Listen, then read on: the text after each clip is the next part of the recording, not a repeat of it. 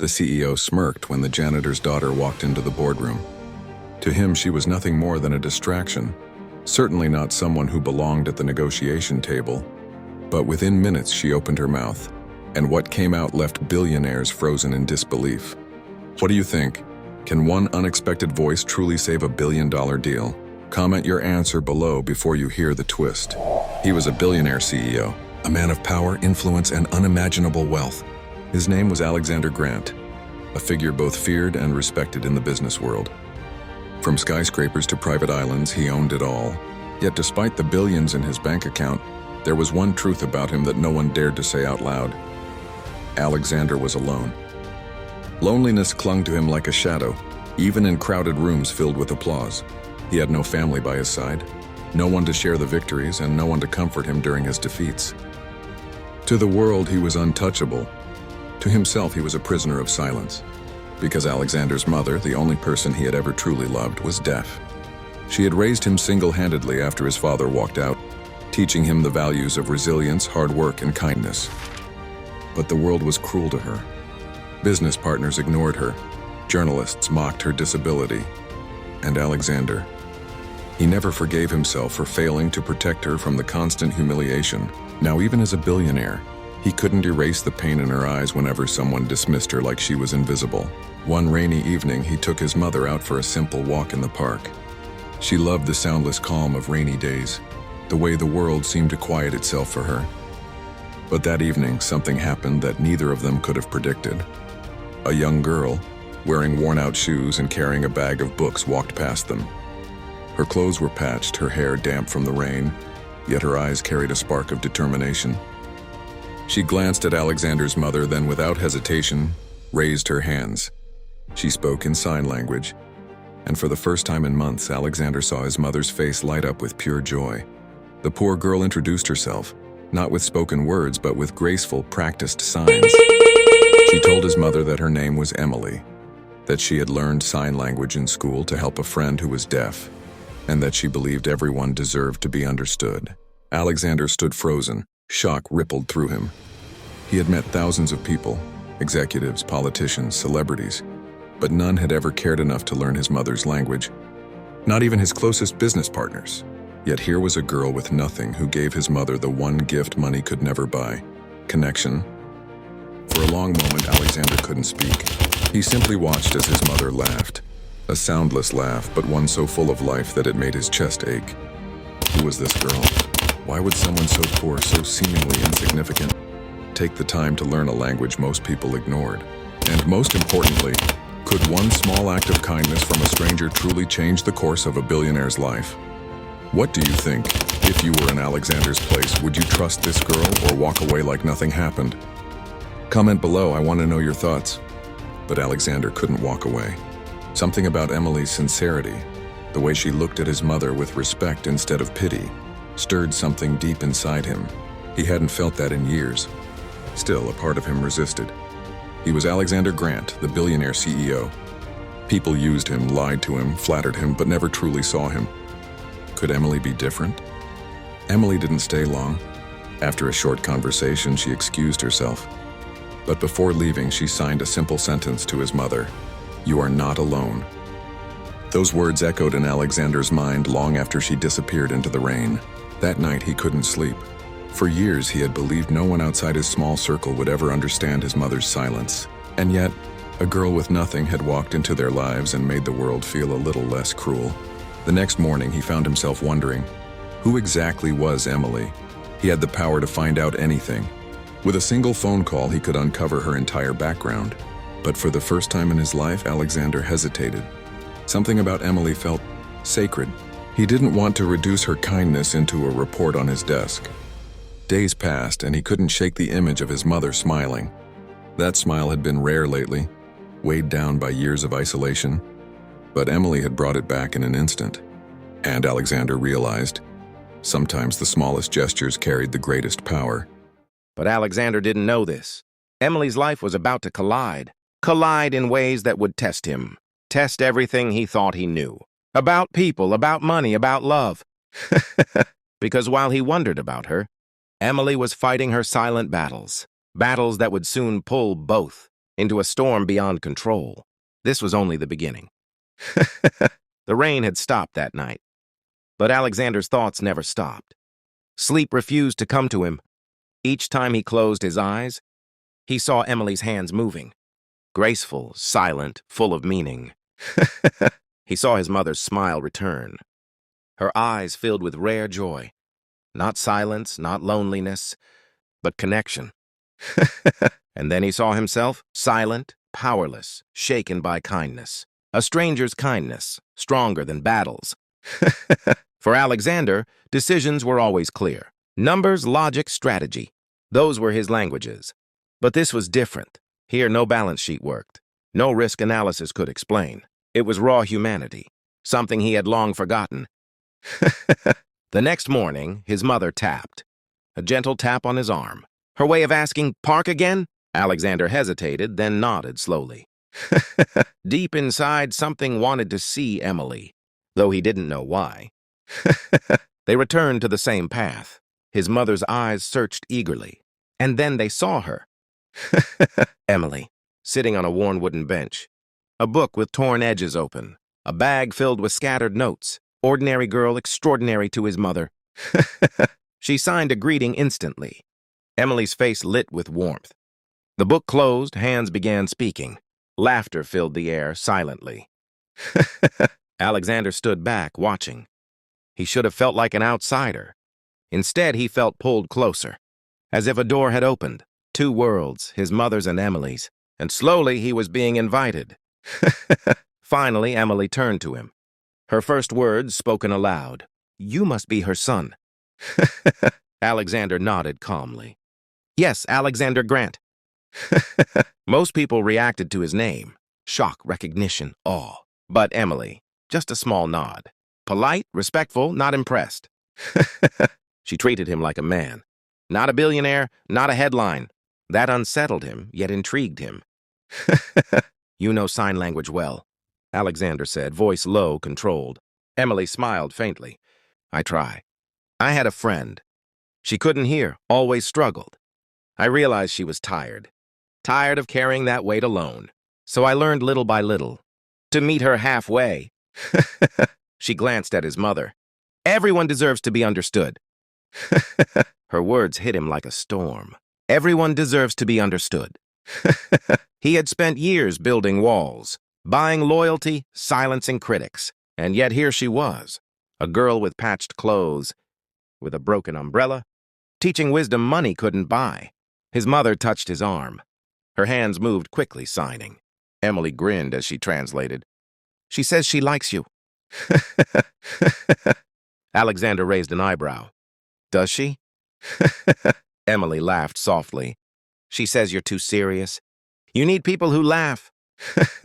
His mother nodded in agreement.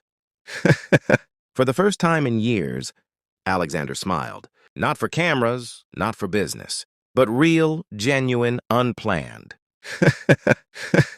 Days passed, meetings became routine, sometimes by accident, sometimes intentional. Emily was always reading, always ready, always kind to his mother, always unimpressed by Alexander's wealth. But he began noticing her struggles. Skipping meals, hiding hunger with water, shoes growing thinner each week, eyes that tired but never complained. One evening, sky turning orange, Alexander finally asked the question. "What do you do, Emily?"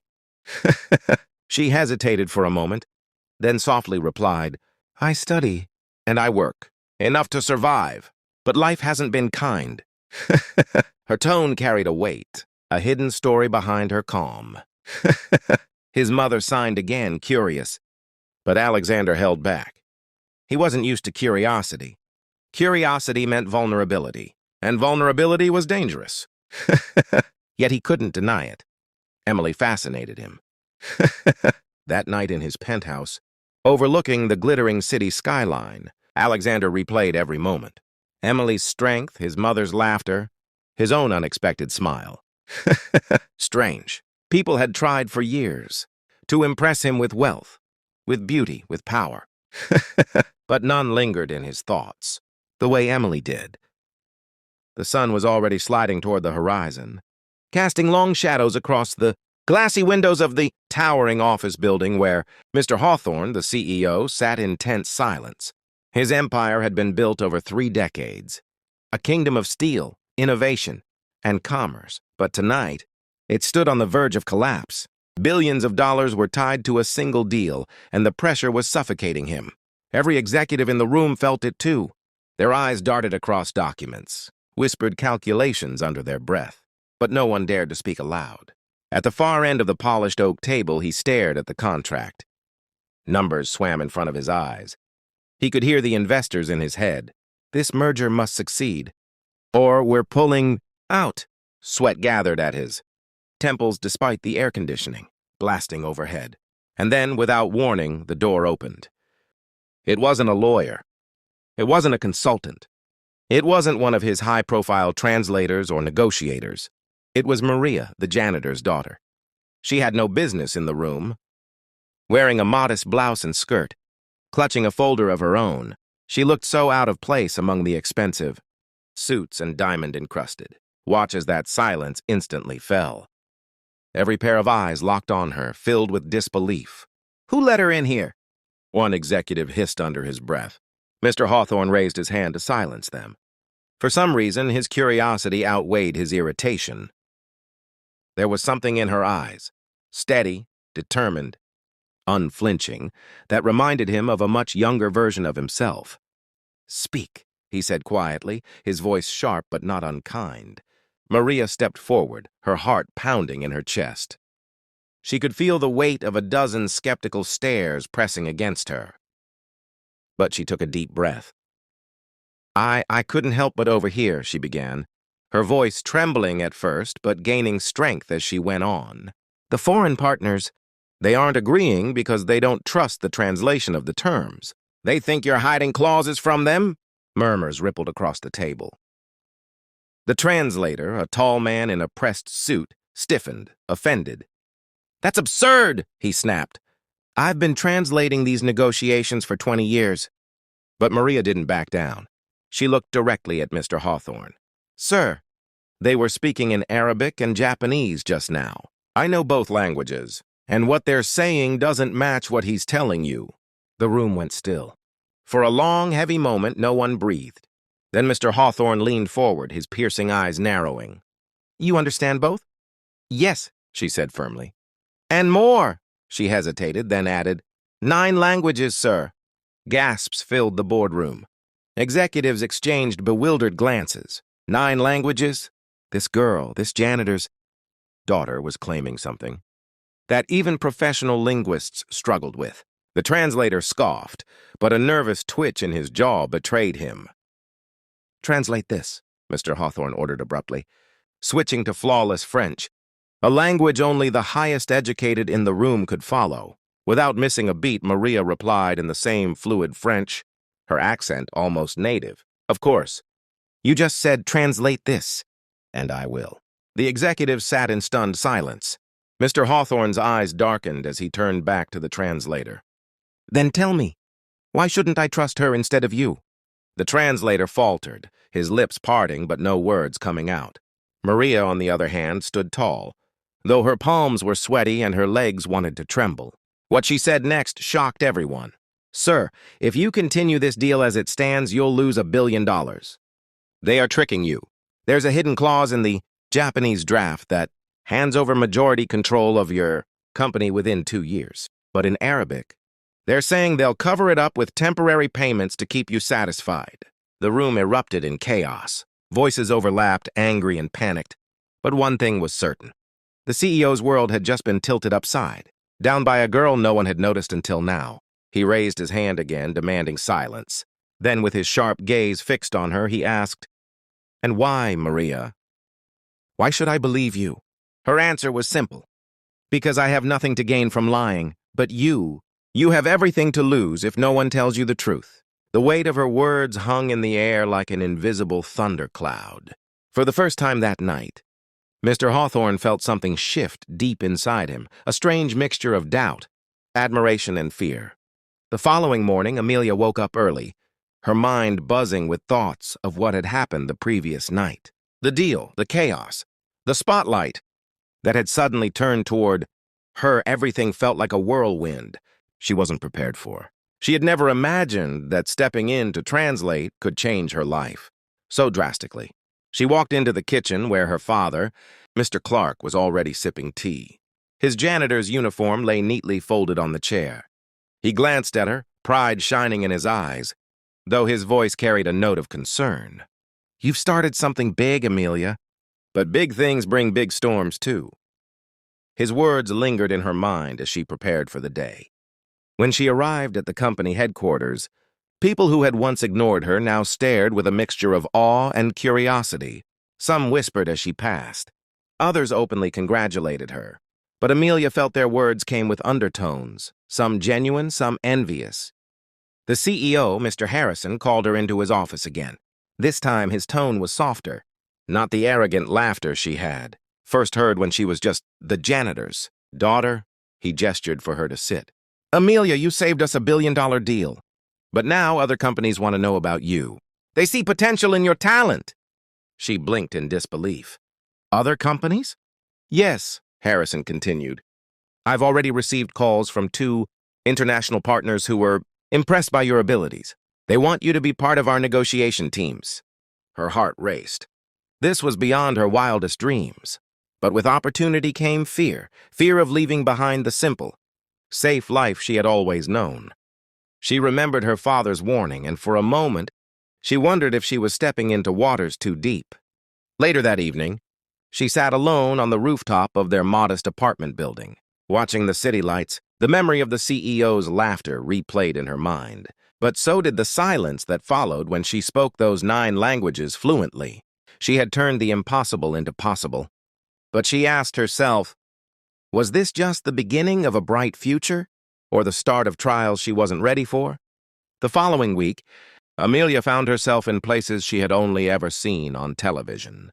Sleek boardrooms, glass walls overlooking the city skyline, men and women in tailored suits, all watching her as though she didn't belong, yet couldn't be ignored. At the first international meeting, a heated disagreement broke out between 2 foreign executives. Voices rose, hands slammed on the table. The translators hired by the company struggled to keep up, misinterpreting key words that made the situation worse. Harrison's eyes flicked toward Amelia, silently pleading. Taking a deep breath, Amelia stepped forward. She switched between languages effortlessly, her tone calm but firm, clarifying the misunderstanding. The executives paused, listened, and then nodded. Within minutes, the tension melted, replaced with nods of agreement and even laughter. When the meeting ended, one of the foreign leaders approached her directly. "You have a rare gift," he said. "Not just language, but understanding people." Those words struck Amelia deeply. For years, she had hidden her skills, practicing alone in secret while people mocked her for being the janitor's daughter. Now, the very thing she was ridiculed for was opening doors she never imagined. But not everyone was pleased. In the shadows of admiration, whispers of resentment grew louder.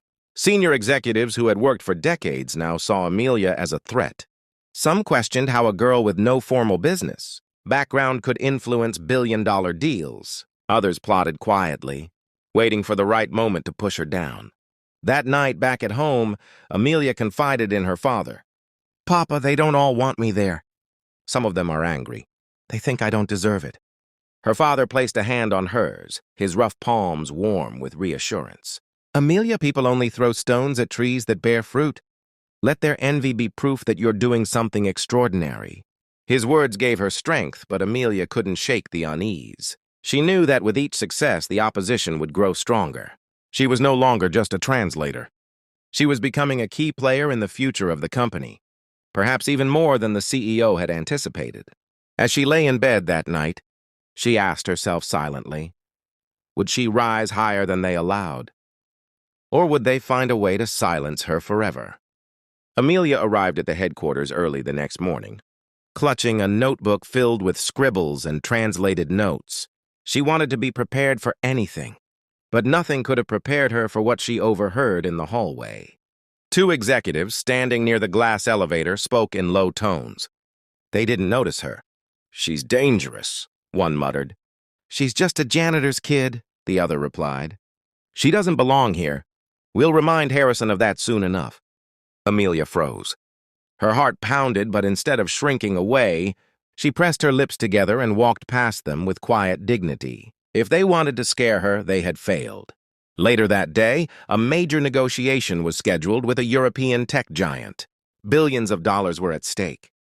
Amelia sat beside Harrison, ready to assist, when the lead executive from the opposing side leaned forward with a sly smile. He switched languages mid-sentence, clearly testing her. His tone carried subtle insults, suggesting that Harrison's company was desperate, weak, and unprepared. The translators in the room failed to pick it up, but Amelia did. Calmly, she leaned forward and replied in flawless dialect, correcting his words with sharp precision. Her voice cut through the room like steel wrapped in silk. "What you meant to say," she said in his own language, "is that respect must be earned on both sides, and we are here to build trust, not break it." The executive blinked, stunned. His attempt to belittle Harrison had backfired. Other delegates nodded approvingly. Harrison smiled for the first time that day. By the end of the meeting, Amelia had saved the deal. Billions were secured. The company's reputation was stronger than ever. Afterwards, Harrison called her into his office. "You realize what you did today?" he asked, his voice a mixture of awe and disbelief. "I only did what I was supposed to," Amelia replied softly. "No," Harrison said firmly. "You did more than anyone expected. You turned the tide." But outside that office, resentment brewed deeper. Those who had spent decades climbing the corporate ladder could hardly believe that the janitor's daughter had just outsmarted world-class negotiators. That night, Amelia returned home exhausted. Her father was waiting, his eyes filled with pride. "Every step you take, Hia," he said, "is not just for you. It's for everyone who was ever told they weren't good enough." She smiled through her fatigue, but inside, she knew storms were coming. Power always drew enemies, and Amelia was no longer invisible. The question lingered in her mind. Would her gift continue to lift her higher, or would envy and greed eventually crush her? 2 days later, Harrison called an emergency board meeting. The room buzzed with tension. Directors, shareholders, and senior managers sat stiffly in their leather chairs. Amelia had never been in such a setting before. The oak table stretched endlessly, glass walls framing the city skyline behind them. Harrison sat at the head, his presence commanding even though he hadn't spoken yet. His eyes scanned the room, sharp and calculating. "We had an incident," he began, "one that could have destroyed a billion-dollar partnership. The wrong translations were circulated to our investors." Murmurs rippled across the boardroom. One man leaned forward, glaring directly at Amelia. "And who was responsible for the translation?" All eyes swung toward her. Amelia felt the weight of 100 gazes pressing down. Her heart thudded, but she didn't flinch. She stood slowly, hands clasped. "I was responsible," she admitted. A few smirks curled around the table. But before anyone could speak, she added firmly, "And I can also prove that the documents presented were not mine. They were altered." Gasps. A woman at the far end frowned. "Do you have evidence?" Amelia nodded. She had anticipated this. Reaching into her folder, she pulled out her original drafts, the ones she'd kept copies of for safety. Every line was flawless, respectful, accurate. The boardroom fell silent as copies of her original work circulated. The contrast was undeniable. Someone had swapped her files for a sabotaged version. Harrison's jaw tightened. His voice was low but dangerous. "So we don't just have incompetence in this company, we have treachery." The man who had accused Amelia earlier coughed nervously. "With all due respect, Harrison, we can't just take her word for it. She's new. Mistakes happen. Maybe she doctored these drafts after the fact." Before he could finish, Harrison's hand slammed against the table, making the glasses tremble. "Enough. Do not underestimate my ability to see through lies. Amelia has no reason to jeopardize my company, but someone in this room does." Amelia's pulse raced. She had defended herself, but the hostility hadn't disappeared. Several board members exchanged uneasy glances, and she could feel their silent resentment. That night, she received an anonymous email. The subject line read, "Stay quiet, or your father pays the price." Her blood ran cold. The message was short but brutal. "Walk away from Harrison Industries, or your father will lose his job." and maybe more. Amelia sat frozen at her tiny kitchen table, the glow of the laptop screen reflecting her fear. She looked over at her father asleep in his worn recliner, unaware of the storm she was in. Her first instinct was to quit, to protect him at any cost. But then her father's words echoed, "Trees with deep roots never fall in the storm."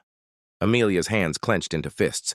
She whispered into the quiet room, "They think they can scare me. They don't know who I am."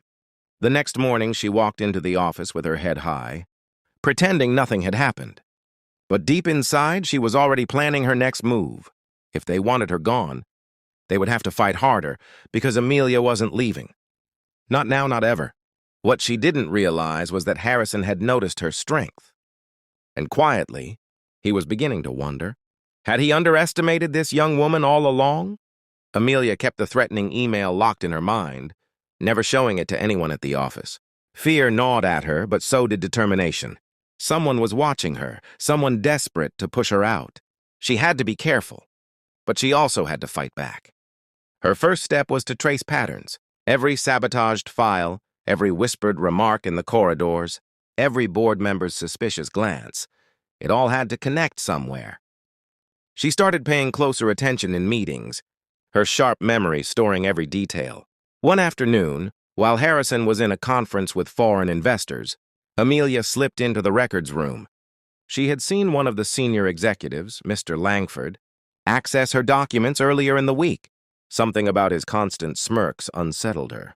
Quietly, she pulled the logbook of file transfers. Her breath hitched. There it was, Langford's ID number, accessing her translation drafts after hours, just one day before the sabotaged documents were circulated. She snapped a quick picture with her phone, her hands trembling. Proof. But before she could leave, the door creaked open. Langford himself stood there, his eyebrows arching. "Miss Amelia," he drawled.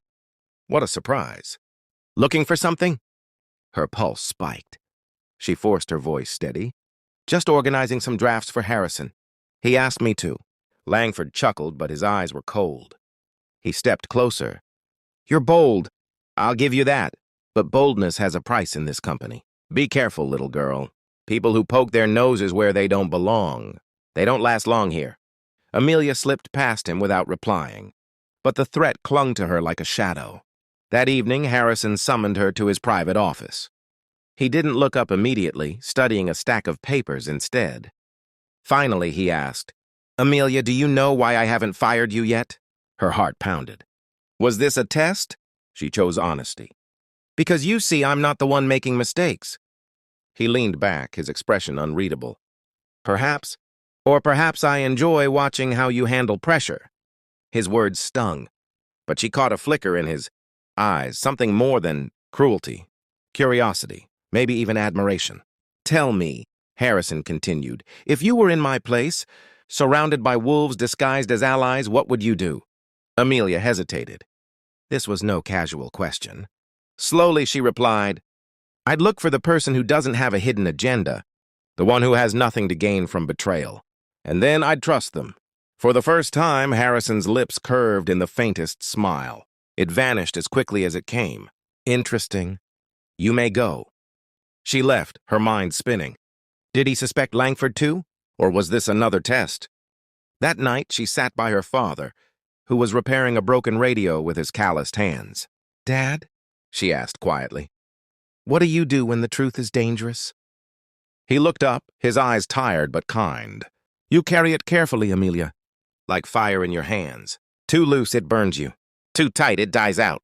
But if you use it wisely, it lights your way." Amelia swallowed hard. She understood now. She couldn't expose Langford yet, not without more proof.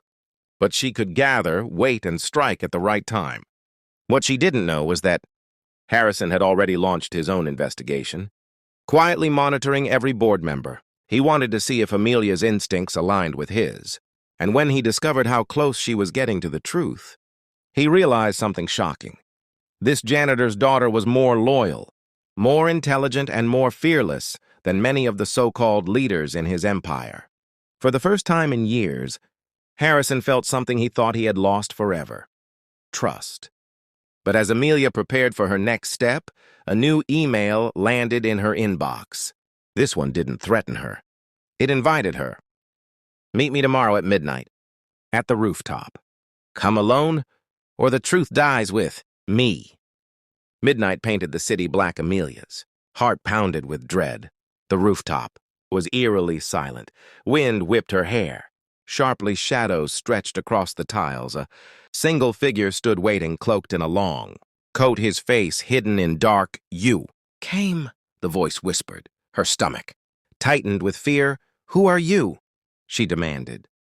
The man took one step, his silhouette illuminated by moonlight. It was not Langford at all, it was Mr. Hayes, Harrison's advisor, known for loyalty, trusted by many. "You're in grave danger, Amelia." His voice cracked with urgency. "Langford is planning Harrison's downfall. He's framing you as scapegoat. Tonight was the deadline, understand?" Her breath caught in terror. "Why are you telling me?" Hayes clenched his fists hard. "Because I once trusted Langford. He ruined me before Harrison. He'll destroy you if you stay." Amelia's throat went dry instantly. "Then why not tell Harrison?" Hayes's eyes filled with sorrow. "Because Harrison doesn't trust anyone. He suspects me of betrayal already. Only you can prove Langford guilty." Amelia felt fire inside rising. "What proof do you have here?" Hayes slid an envelope over financial transfers. Secret deals, emails enough to sink him forever. Her hands trembled with resolve. "Why give this to me?" Hayes whispered. "Because you're fearless." Amelia Harrison sees something. Inside you, he may not admit it yet, but you remind him of himself. Suddenly, footsteps echoed behind them. The rooftop door slammed wide open. Langford's voice cut like steel. "Well, isn't this touching indeed, the janitor's daughter and traitor? Hayes plotting against me in shadows." Amelia hid the envelope quickly. Langford's eyes narrowed with suspicion. "What are you hiding there?" He lunged forward with menace. Hayes stepped between them firmly. "Don't touch her, Langford, ever." But Langford smiled cold and cruel. "You think Harrison will believe you? He already doubts everyone here soon. You're nothing but another pawn." Amelia's courage flared despite fear. "Maybe he doubts you, not me?" Langford froze, his jaw tightening fury. Hayes grabbed her wrist, whispering, "Go! Amelia, take it now. Show Harrison before it's too late." They dashed toward the stairwell door. Langford's shouts echoed behind, chasing. Hayes slowed, holding Langford back. Amelia ran down the stairs, her chest burning with adrenaline fire. The envelope clutched against her chest. This was bigger than she imagined tomorrow would decide. Everything forever. Amelia burst into the lobby, breath shallow.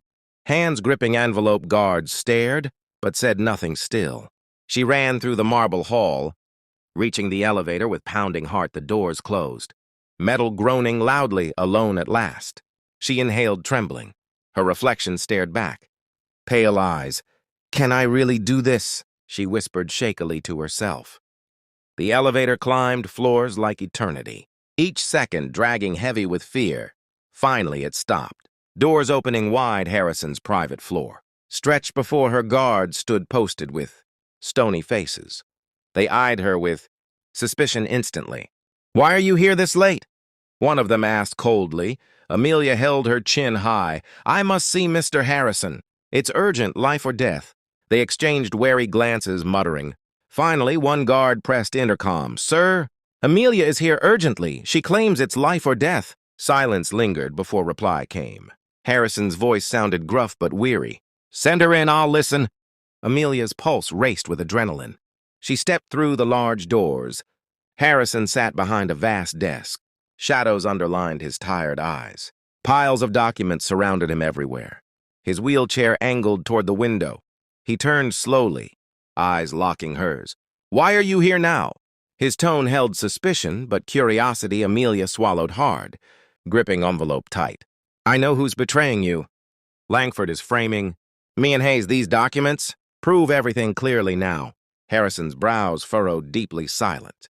His hand gestured for papers quickly. She placed the envelope before him. He tore it open with urgency.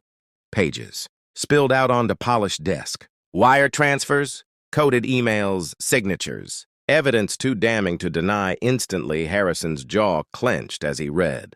"If this is real, Amelia, then Langford is more dangerous than I even allowed myself thinking." His voice dropped lower. Fierce anger, Amelia's voice cracked with fear. "He threatened me." Harrison tonight on the rooftop. Hayes was there. He risked his life to help. He said you already doubted him. Harrison's gaze softened, faintly brief.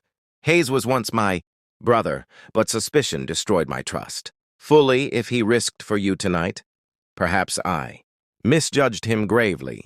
Amelia stepped closer, trembling tears. You must act before it's late. Langford will ruin you and empire. He'll destroy everyone who trusts you. Harrison sat still, mind racing. His hand tightened, gripping his chair. Do you realize what this means? You hold keys to everything now with this proof. My world shifts, but so does yours, Amelia Forever. His eyes pierced hers, intense, unwavering. Once I move against Langford publicly, he'll come for you mercilessly. Amelia, are you prepared for that? The room grew heavy with silence, the weight of his words crushing. Amelia felt her chest tighten hard. Her dreams of small, simple life were vanishing into storm of power, she whispered softly. Voice breaking, I'm not prepared, but I'll fight if it saves you. And truth. Harrison studied her long expression. Unreadable. Then, for first time ever, he reached across the desk slowly. His hand covered hers, gently warm. You've done more than anyone, Amelia. You've given me reason again to trust, to believe in loyalty, something I thought dead long ago. Her eyes filled with sudden tears. For a moment, silence became sacred. Then Harrison's phone buzzed harshly. Breaking the fragile bond abruptly, he answered. Face darkening instantly, his voice cut sharp like steel. Langford, what are you doing? What do you mean, emergency board? He slammed the phone down hard. He's moving tonight, Amelia, now. Langford called emergency meeting boardroom. He wants to strip me down. He's playing final card right now. Amelia's blood ran cold in veins. Then we must go, Harrison. We can stop him with proof. Harrison wheeled himself toward door firmly. Guard snapped to attention instantly. We end this tonight. Amelia. His tone carved the air with fire. The storm had finally arrived now. The boardroom glowed with tension. Lights blazed above polished mahogany table. Langford stood tall at the head. Executives filled every seat in silence. Harrison entered, flanked by Amelia close. His wheelchair rolled with deliberate strength. Papers clutched tight in his grip. Langford's smile flashed sharp and cruel. How bold of you, Harrison. To join us at this hour, I called this meeting for truth. The truth about your failing empire. Murmurs spread like wildfire quickly. Amelia's chest tightened. Pulse hammering, Langford paced like predator unleashed. For years, Harrison led with weakness, wasting resources, trusting wrong people. His health is failing. His judgment weak for sake of company's survival. A motion board strips him tonight. Gasps broke out. Voices rising, executives whispered. Eyes darting nervously, Harrison waited, silent and patient. Finally, his hand raised for calm. If Langford wishes truth tonight, then truth is exactly what will bring Amelia. Hand me the evidence. Her trembling hands passed him envelope. Harrison scattered papers on the table, emails, transfers. Signatures glaring, damning. Executives leaned forward. Eyes widening, shocked. Langford's smirk faltered for a moment. Harrison's voice turned thunderous clear. These documents expose Langford's betrayal. He's stolen millions. Through false accounts, he framed loyal men like Hayes. He plotted takeover behind your backs, and tonight he hoped to finish me. A heavy silence consumed the room. Executives exchanged stunned glances rapidly. Langford's mask cracked, face tightening. Lies forged! A desperate man's trick. Harrison's legacy is crumbling apart. Can't you see this performance desperate? But Amelia stepped forward. Voice steady. I was there when Langford threatened, when Hayes risked his life protecting. This evidence was gathered under risk. It is real. Every line undeniable. Eyes shifted between them rapidly. Confusion battled with growing suspicion. Langford slammed his fist on table. You'd believe a girl like her? She's nothing. Just hired help, disposable. Harrison's voice cut sharp and final. She is more loyal than you. She risked her life for truth. While you risked company for greed, executives erupted in heated voices. Debate crackled like storm in room. Some shouted for Harrison's removal still. Others demanded Langford explain himself. Langford's face turned dark and cold. His voice dropped into venomous growl. You think this ends with papers? You have no idea what waits. Amelia shivered, sensing deeper threats. Suddenly, doors burst open wide. Hayes stumbled in, clothes torn bloody. All heads snapped toward the man. Langford's men tried to kill me, he shouted hoarse. Barely standing, but truth won't stay buried ever. He collapsed to knees. Breath ragged, Harrison pushed forward, gripping table tight. You see what loyalty costs us. Yet you still think I'm unfit? The room fell deathly silent. Then Langford's composure shattered completely. Wild, he lunged toward Amelia with fury, but guards intercepted. Restraining tightly, he shouted curses, spitting venom words. You'll regret this, Harrison. Amelia, both of you are finished forever. This board won't save you tonight. His screams echoed as they dragged him. Executives stared. Shaken, speechless, stunned, Harrison sat taller. Breath heavy, his eyes found Amelia's. Unblinking, it's over, for now. But barely, Langford won't stop until destroyed. He has allies we can't see yet tonight. We've struck first blow. Amelia's legs trembled with relief, but fear lingered deep inside. Still, Hayes coughed, lifting his bruised face. This isn't the end. Harrison, it's only beginning of war. Shadows pressed against the boardroom windows. The city lights flickered like warning. Outside, the night whispered danger louder. Amelia felt it in her soul. The storm was only starting. The boardroom emptied in silence. Chairs scraped softly against polished wood. Executives avoided Amelia's steady eyes. Harrison sat motionless, shoulders heavy. Hayes leaned weakly against the wall. His breaths came shallow and painful. Guards dragged Langford through side doors. His shouts still echoed like poison. Amelia placed a hand gently on Harrison's trembling, veined fingers. We should get you home. You need rest before tomorrow. Harrison's eyes burned with refusal. No, if I rest now, he'll strike before dawn rises. Langford still has allies outside. Tonight was only first battle. Hayes coughed, wiping blood from lip. He's right. Langford won't vanish. Men like him never disappear. They spread like shadows unseen. Amelia's stomach churned uneasily inside. She remembered Langford's twisted promise earlier. You'll regret this forever. The words kept replaying in her head. Harrison's assistant entered, voice shaking nervously. Sir, the press is waiting. Reporters already sense something's wrong. Harrison straightened, hiding his pain. Then let them. They deserve truth. Call a conference for tomorrow, noon, in the main hall. Amelia frowned, worry filling her chest. Won't that put us in danger? Harrison's smile was tired, sharp. Yes, but silence kills faster. If I hide, rumors grow. If I speak, truth spreads. Hayes nodded slowly, though wincing. Then tomorrow decides everything, Harrison. You'll either save Empire or bury it. Hours later, night blanketed the city. Amelia returned to her small room. She collapsed against the wooden chair. Her hands shook uncontrollably with fear. She whispered to herself quietly, What am I doing here? I'm just a janitor's daughter. How did I end up fighting billionaires and shadows? She stared at her reflection. The mirror showed a pale face, eyes wide, lips pressed tight. She remembered the day it started. Cleaning halls, invisible to everyone else, then meeting Harrison for first time, then standing before Langford's cruelty, and now carrying secrets that burned. A single question pierced her mind. Am I strong enough for this? She closed her eyes tightly shut. Yet deep down, she knew truth. There was no going back. Harrison needed her. Hayes trusted her. And Langford feared her more now. Dawn broke with ruthless clarity outside. Newspapers printed rumors of betrayal. Headlines screamed about Empire in flames. By noon, the hall overflowed fast. Cameras clicked, flashes burst like lightning. Reporters shouted, questions tangled together. Harrison sat at the podium. Amelia stood behind him, silent guard. Hayes limped in, bandages visible. Whispers spread across the crowded hall. Harrison raised his hand for silence. His voice carried sharp and steady. Ladies and gentlemen, truth must rise. Last night exposed treachery inside here. One of our own betrayed trust. His greed nearly collapsed everything built. He paused, scanning countless eager faces. That man is Marcus Langford. He sought to destroy this empire. He tried to destroy me personally.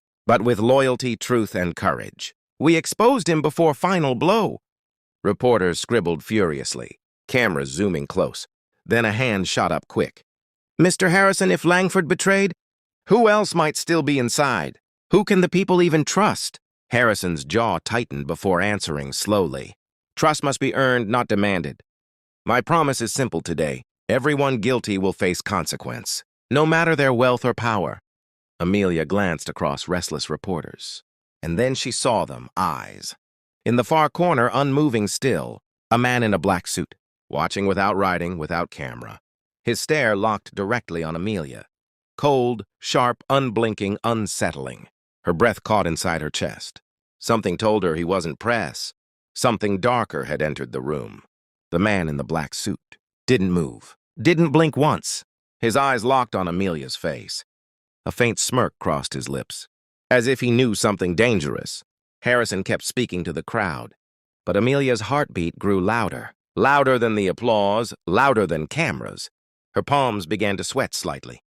Hayes noticed her tense posture instantly. He leaned close, whispering sharply, "What's wrong? Who are you watching?" Amelia didn't look away from the man. Back corner. Black suit. No press tag. Hayes shifted his gaze slowly, and when he saw him, his face changed. That's not media. That's Langford's man. I've seen him before. Private security. Amelia's chest tightened with fear. Then he's not here to listen. He's here to finish something. The man's hand brushed his coat pocket. Her pulse raced faster like thunder. Instinct made her step forward quickly, between Harrison and the crowd below, just as the man reached inside. A loud metallic click echoed sharply, but instead of a weapon, he raised a phone.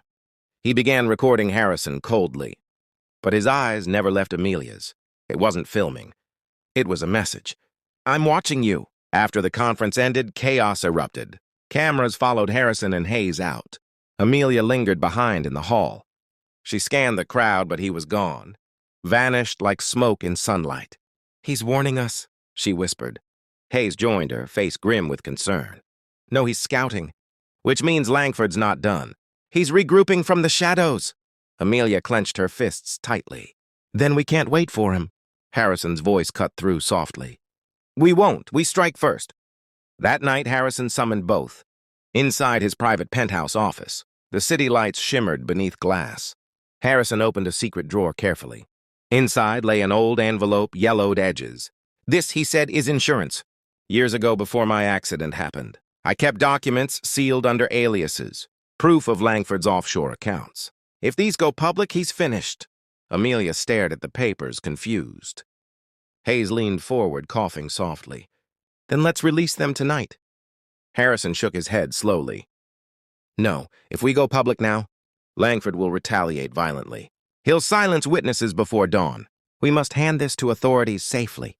Amelia spoke firmly, eyes glowing with courage. "I'll do it. No one suspects me. I'm just the janitor's daughter. He'll never see me coming." Harrison hesitated for a long second, then slowly nodded his approval. "All right, but don't go alone. Hayes will guide from remote watch. Amelia, remember, you're our last line." Midnight arrived cloaked in silence. Amelia dressed in plain dark clothes. She carried a small encrypted drive. The city looked endless from above. Neon lights flickered like false stars. Her reflection in the window trembled. "I can do this," she whispered softly. Downstairs, an unmarked car waited quietly. She slipped inside, gripping the drive tight. Hayes's voice buzzed through her earpiece. "Stay calm. I've hacked street cameras. You're clear till 8th Avenue. For 15 minutes, the streets were empty." Then headlights appeared behind her suddenly, a black sedan matching speed precisely. Hayes's tone shifted to alarm. "That's him. The man from conference." Amelia's throat went dry immediately. She pressed the pedal harder quickly. The sedan followed, closing distance fast. Tires screeched through narrow lanes ahead. She turned sharply into an alley. The car crashed into garbage bins. Sparks flew, metal twisting against brick. Amelia jumped out, running on foot. Her shoes slapped wet pavement loudly. Rain began to pour violently. She clutched the drive under her jacket. But behind her, heavy footsteps followed. The man's voice echoed coldly. "You think you can save him? You think you can stop Langford?" Amelia turned a corner, panting hard. Her lungs burned, legs trembling badly. She hid behind a dumpster, shaking silently. Rain dripped from her hair and sleeves. Hayes' voice whispered through static noise. "Amelia, you okay? Where are you?" She pressed the earpiece fast. "Corner of 5th and Grove. He's right behind me," Hayes typed rapidly in background. "Sending drone feed, hold tight." Suddenly, headlights flared from the opposite end. Another car slid into the alley quickly. The window rolled down part way. Harrison's driver shouted loudly, "Get in now!" Amelia dashed out instantly. She threw herself into the back seat. The car sped off like lightning ahead. Behind, the black sedan emerged again. But this time, police sirens screamed nearby. Hayes had triggered the emergency alert system. Amelia leaned back, breath shaking hard. The drive was still in her hand. Harrison's voice came through speaker calm. "You did it, Amelia. You just saved us all." But in her chest, fear lingered. Because before the man vanished into chaos, he had shouted one last thing. His words still froze her soul. Langford never dies. He multiplies. The rain didn't stop that night. It fell endlessly, washing the city in silver. Amelia sat near the window of Harrison's office. Still trembling, still clutching the encrypted drive. Outside, thunder rolled like an angry echo. Harrison placed a warm cup of tea near her hand. "You were brave tonight," he said softly. "But something tells me it's not over." Amelia looked up slowly, her eyes heavy. "He said Langford never dies." What did he mean? Harrison sighed deeply. Langford was never one man. He was an empire disguised as a name. When one head falls, another grows. Hayes entered with his laptop open, urgency in his step. "So we've traced the black sedan. It belongs to a shell company registered. Yesterday, under your firm's old name." Harrison froze instantly. "My firm? That's impossible." Hayes nodded grimly. "It gets worse. The account that paid for it came from your own bank." Silence fell between them, sharp and heavy. Amelia's mind spun fast. "That means someone inside is helping him." Harrison clenched his jaw. "We need to find who." Hayes tapped rapidly, decoding access logs. One file flashed red on the screen. "Found it. The source account was approved by Lydia." Harrison's eyes widened instantly. Lydia Carter, his personal assistant of 10 years. The woman who'd stood by him through everything. The one who handled every detail, his schedules, his files, even his medical appointments. Amelia's stomach dropped. "She's been working for him?" Moments later, Lydia walked into the room casually, carrying a folder. "You wanted the board minutes, sir?" Her tone calm, polite, rehearsed. Harrison's hands tightened on the desk edge. "Lydia, sit down." She hesitated slightly but obeyed. "Of course. Is something wrong?" Hayes turned the screen toward her. "Recognize this account ID?" Her eyes flickered for half a second. Then the faintest smile appeared. "I suppose there's no point denying it." Amelia rose from her chair sharply. "You sold us out!" Lydia tilted her head slowly. "Not sold, freed. Harrison, you've built your fortune on broken backs. Langford simply gave me a chance to balance the scales." Harrison's voice dropped, cold and measured. "You don't understand what you've unleashed." Lydia stood, her posture proud, almost serene. "Oh, I do. You thought Langford was gone, but he's been rebuilding right under your nose. The foundation you trusted? Half of it's his now. You've been signing his contracts for months." Amelia's heart sank as realization hit. Every document Lydia had typed, every file she'd secured, had been a doorway for Langford's shadow. Harrison's empire was already compromised. Lydia turned to leave calmly, but Amelia stepped in her way. "You're not walking out." Lydia's expression softened slightly. "You're brave, girl, but you're too late. The drive you risked your life for? It's just a piece. Langford already moved the rest offshore." The rain didn't stop that night. It fell endlessly, washing the city in silver. Amelia sat near the window of Harrison's office.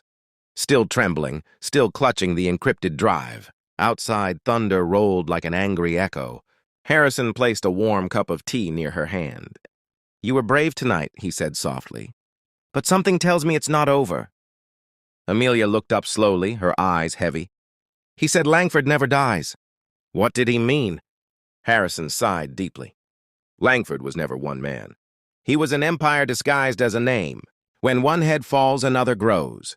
Hayes entered with his laptop open, urgency in his step. "Sir, we've traced the black sedan. It belongs to a shell company registered. Yesterday, under your firm's old name." Harrison froze instantly. "My firm? That's impossible." Hayes nodded grimly. "It gets worse. The account that paid for it came from your own bank." Silence fell between them, sharp and heavy. Amelia's mind spun fast. That means someone inside is helping him. Harrison clenched his jaw. "We need to find who." Hayes tapped rapidly, decoding access logs. One file flashed red on the screen. Found it. The source account was approved by Lydia.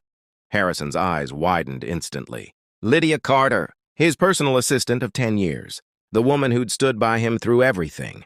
The one who handled every detail, his schedules, his files, even his medical appointments. Amelia's stomach dropped. She's been working for him? Moments later, Lydia walked into the room casually, carrying a folder. "You wanted the board minutes, sir?" Her tone calm, polite, rehearsed.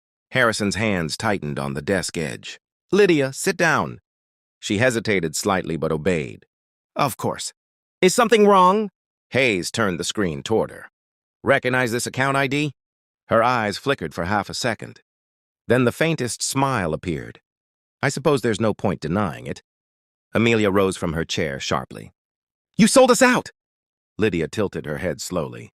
"Not sold, freed? Harrison, you've built your fortune on broken backs. Langford simply gave me a chance to balance the scales." Harrison's voice dropped, cold and measured. "You don't understand what you've unleashed."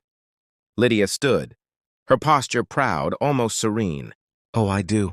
You thought Langford was gone, but he's been rebuilding right under your nose. The foundation you trusted? Half of it's his now. You've been signing his contracts for months." Amelia's heart sank as realization hit. Every document Lydia had typed, every file she'd secured, had been a doorway for Langford's shadow. Harrison's empire was already compromised. Lydia turned to leave calmly, but Amelia stepped in her way. "You're not walking out." Lydia's expression softened slightly. "You're brave, girl, but you're too late. The drive you risked your life for? It's just a piece. Langford already moved the rest offshore." Hayes blocked the exit, holding a small device. "Maybe, but I just traced your uplink. You didn't mask your last transmission." Lydia froze mid-step. Hayes smiled faintly.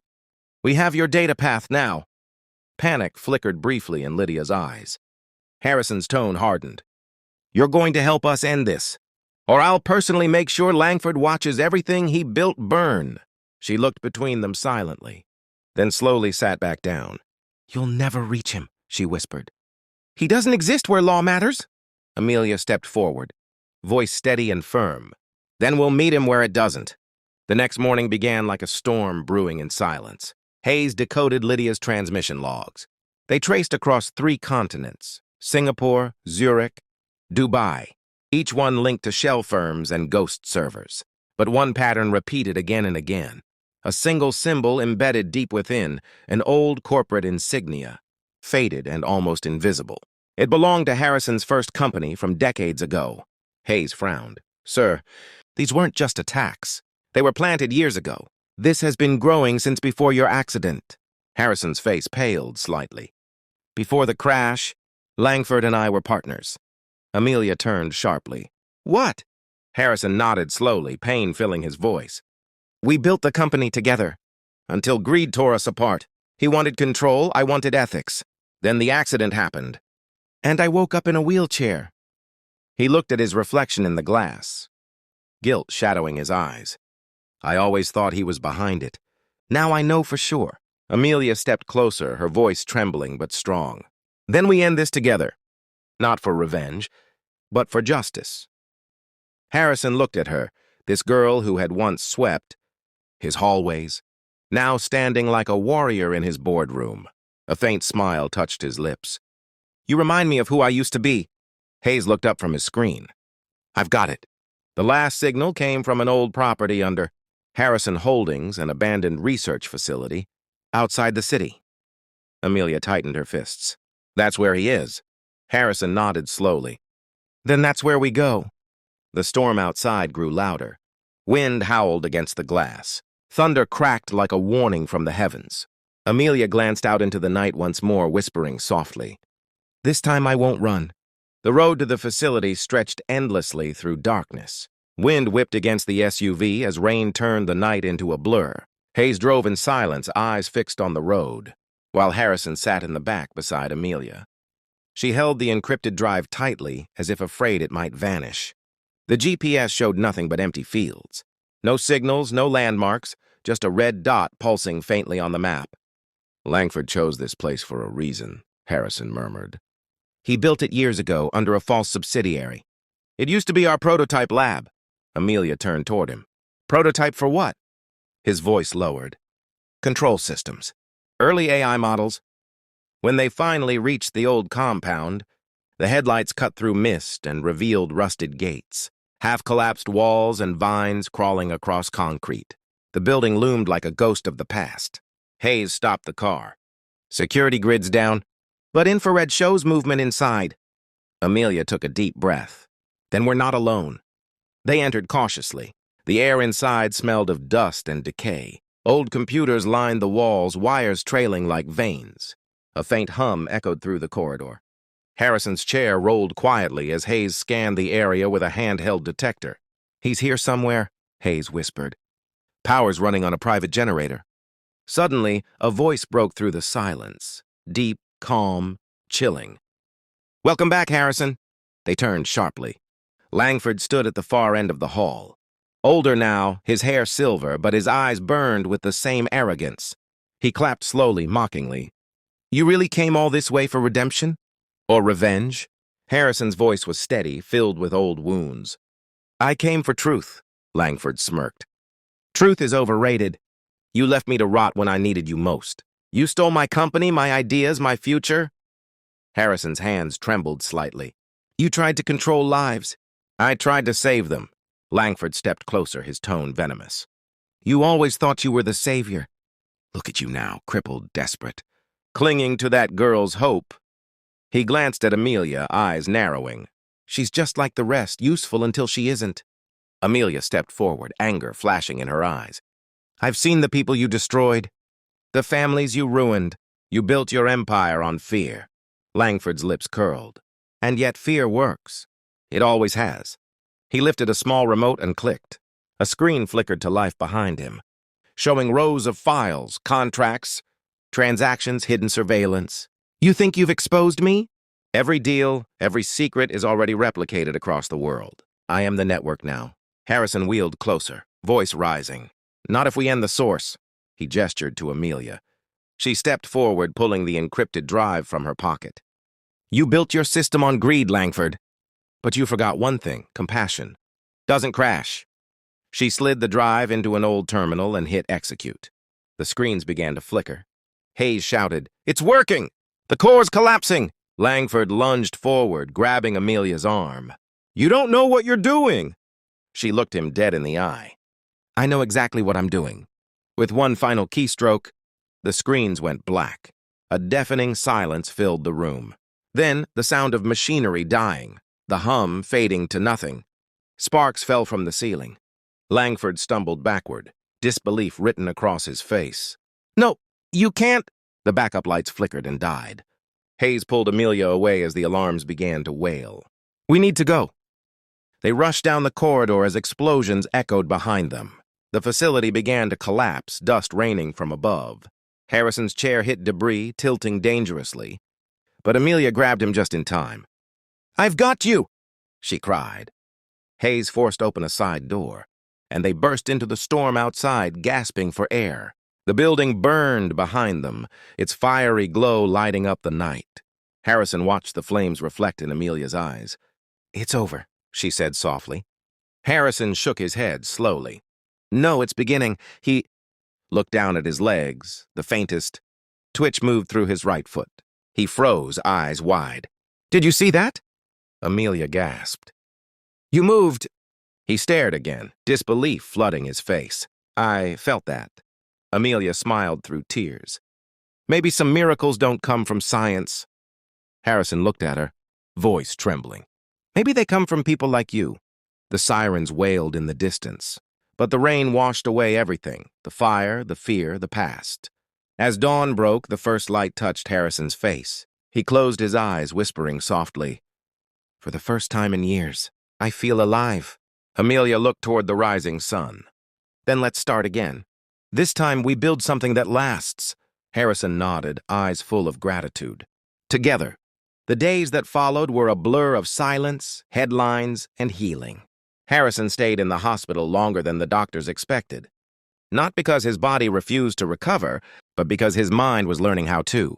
The billionaire who once commanded empires now sat quietly by a window, watching the sunrise over the city he'd built, holding a small notebook that Amelia had left by his bedside. On the first page, she had written just one line: "You don't need to be powerful to make a difference. You just need to listen." He read it every morning. When he was finally discharged, Harrison returned to his penthouse, but it felt empty. The silence was heavier now, not because of loneliness, but because it reminded him of how many voices he'd ignored all his life. He thought of Amelia, her courage, her broken shoes, her fierce heart. He hadn't seen her since that day in the hospital, when she smiled and said, "You'll walk stronger next time, sir." But not for money, for meaning. Then she disappeared from the crowd of reporters like a ghost. Weeks later, Harrison began to rebuild his company.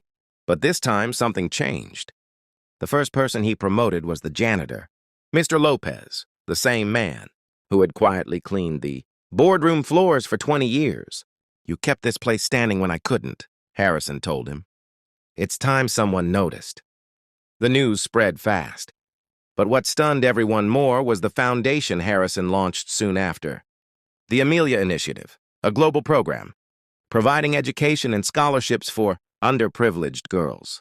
When a journalist asked him why that name, Harrison simply smiled and said, "Because she taught me the value of language, not the spoken kind, but the kind that touches hearts."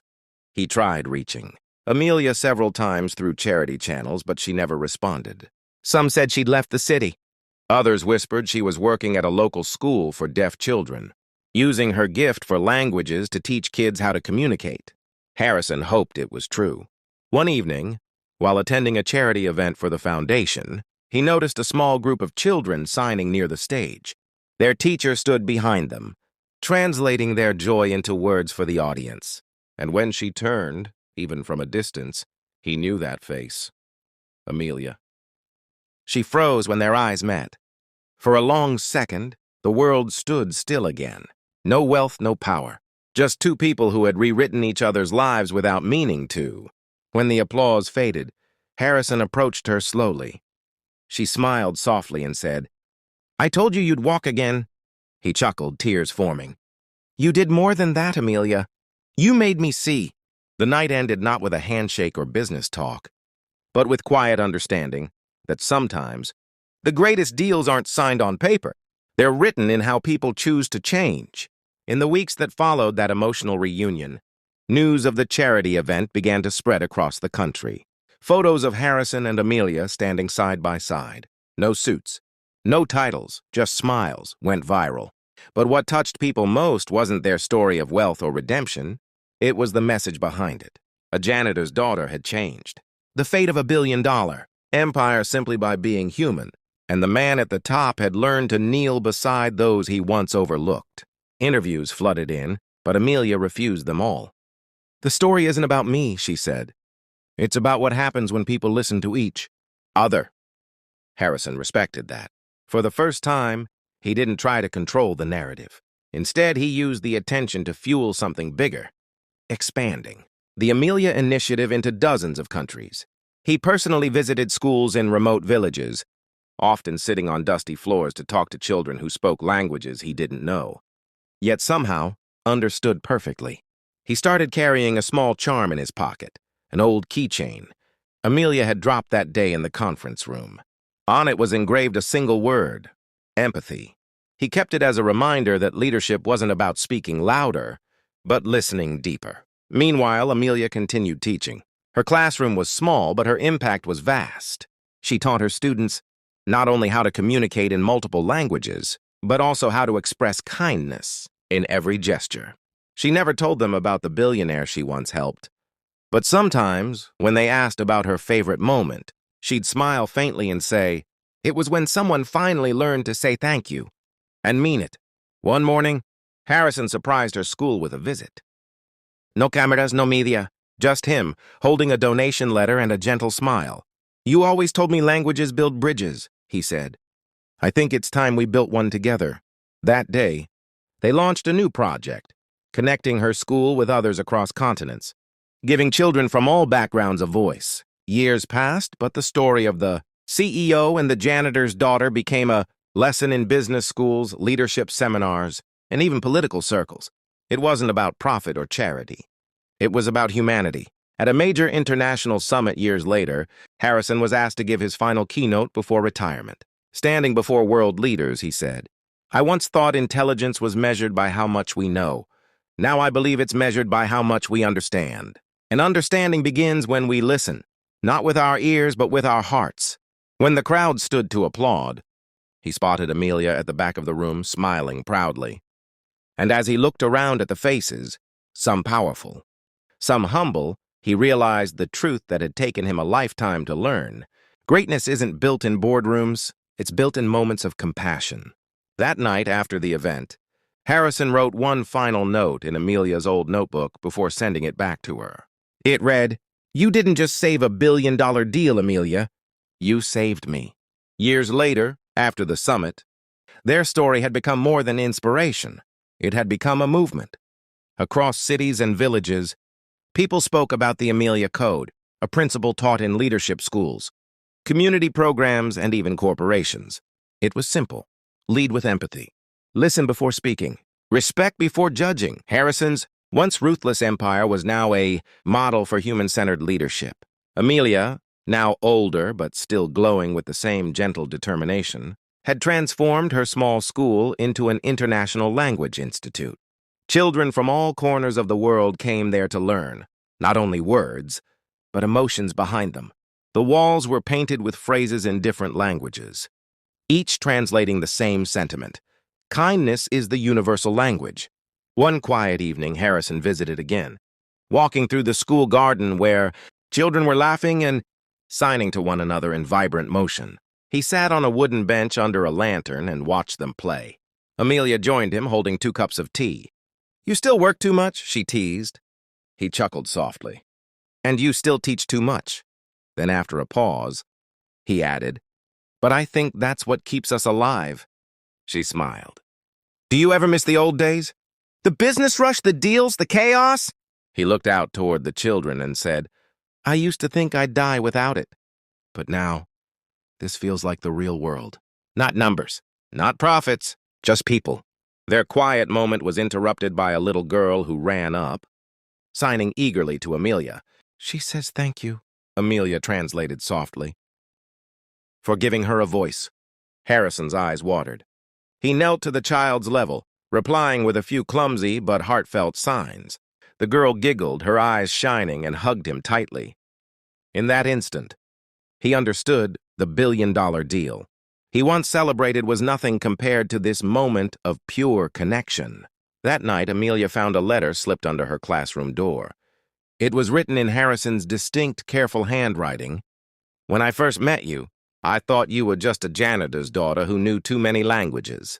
I didn't realize you were teaching me the most important one, the language of the heart. If I could live my life again, I'd start by learning that first." Tears welled up in her eyes as she folded the note. The next morning, when the news arrived that Harrison had quietly passed away in his sleep, Amelia sat under the same tree where they'd shared tea, reading the letter again and again. Weeks later, during a memorial ceremony, people from all over the world attended. Business leaders, students, factory workers, janitors, all united by one story. Amelia stepped on stage, holding Harrison's keychain engraved with empathy. She spoke softly, her voice trembling yet strong. He once saved a billion-dollar deal, but more importantly, he saved countless hearts by learning to listen. That's what real wealth looks like. The crowd stood in silence, then applause. It wasn't for a CEO or a teacher. It was for 2 people who proved that kindness could change the world. The morning sun poured through the glass. Windows of the school, painting golden streaks across the floor where hundreds of children sat quietly. It was the first anniversary of Harrison Cole's passing. The man once known as the cold-hearted CEO, now remembered as the man who learned to listen. Amelia stood at the podium wearing a simple white dress. Her voice trembled as she looked at the sea of faces. Children from over 40 countries, each one holding a small flag with the word empathy written in their own language. Behind her, a portrait of Harrison smiled in silent peace. "Today," she began softly, "we celebrate a man who didn't just build buildings or make money. He built bridges between hearts, between voices, between people who never thought they could understand each other." The hall was silent except for the faint chirping of birds outside. Amelia glanced at the front row, where Harrison's mother sat, now frail but proud. Her hands moved gently in sign language. "Thank you for keeping his promise." Amelia nodded, her eyes moist. "A year ago, he told me something I'll never forget," she continued. He said, "Words can build empires, but silence can destroy them. So speak, listen, and never stop trying to understand." She took a deep breath. "That's why today we are opening a new wing of our school, the Harrison Cole Center for Global Communication. It's not just a place to learn languages, but a place to teach compassion." The audience erupted in applause, but Amelia wasn't done.